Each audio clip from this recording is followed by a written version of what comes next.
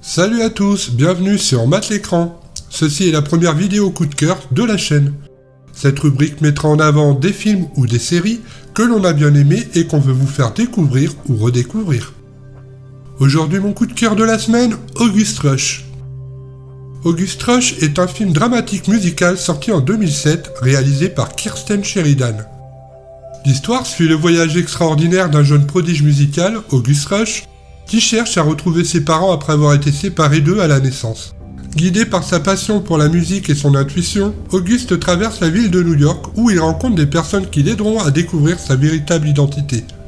Kirsten Sheridan réalise avec brio son premier film après quelques courts-métrages. Son film est servi par un casting de rêve. Tout d'abord, Freddie Highmore qui joue le rôle de August, que vous avez pu voir en 2005 dans Charlie et la chocolaterie de Tim Burton et dans la trilogie des Minimoys de Luc Besson à partir de 2006. Il a également joué dans la série Bates Motel de 2013 à 2017, une série adaptée du film Psychose de Alfred Hitchcock. Il tient actuellement le rôle principal de Sean Murphy, un médecin autiste dans la série Good Doctor depuis 2017 et qui s'achèvera cette année. À ses côtés dans le film, on retrouve l'inoubliable Madame Doubtfire ou le professeur Keating du Cercle des Poètes Disparus, le regretté Robin Williams qu'on ne présente plus et qui nous a quittés en 2014. Également au casting Kerry Russell que l'on a pu voir entre autres dans Mission Impossible 3 en 2006 et Crazy Bear en 2023. Terrence Howard fait aussi partie de la distribution. Il a été le premier James Rhodes dans le premier Iron Man en 2008, mais il a également été vu dans Big Mama en 2000 et Le Majordome en 2013 entre autres. Il fut aussi le rôle principal dans la série Empire de 2015 à 2020, interprétant le rôle de Lucius Lyon. Et enfin, on retrouve Jonathan Rhys Meyers qui, tout comme Kerry Russell, a joué dans Mission Impossible 3, mais reste surtout inoubliable dans son rôle d'Henry VIII dans la série Les Tudors en 2007. August Rush a été acclamé par la critique pour sa belle histoire émouvante et sa bande-son envoûtante composée par Mark Mancina. Le film explore la puissance de la musique pour unir les gens et toucher les cœurs. Freddie Highmore livre une performance remarquable dans le rôle d'August, captivant le public avec sa passion et son talent musical. L'interprétation magistrale de la distribution, associée à une réalisation soignée et des séquences musicales éblouissantes, font de August Rush un film incontournable pour les amateurs de cinéma émouvant et inspirant. Je vous laisse avec la bande-annonce du film et je vous dis à bientôt sur Matt l'écran. Vous l'entendez? La musique. Je peux l'entendre partout. Dans le vent, dans l'air.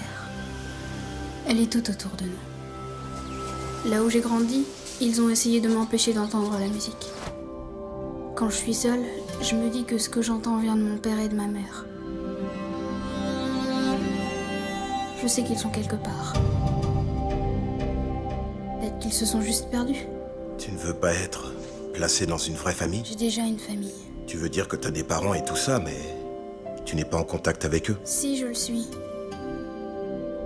S'ils ne nous trouvent pas, alors non, on les trouvera. Je crois à la musique comme d'autres croient aux contes de fées. Et je me dis que si j'apprenais à jouer, peut-être qu'ils m'entendraient et qu'ils me trouveraient. Le numéro 1, l'exceptionnel August Rush! Je crois qu'il y a longtemps, ils ont entendu la musique. Qu'est-ce que c'est? C'est un espoir. Ils l'ont suivi.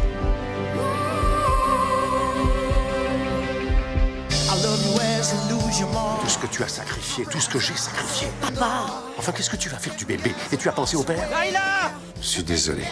J'ai fait un choix pour nous deux. Je sais qu'ils m'ont toujours désiré.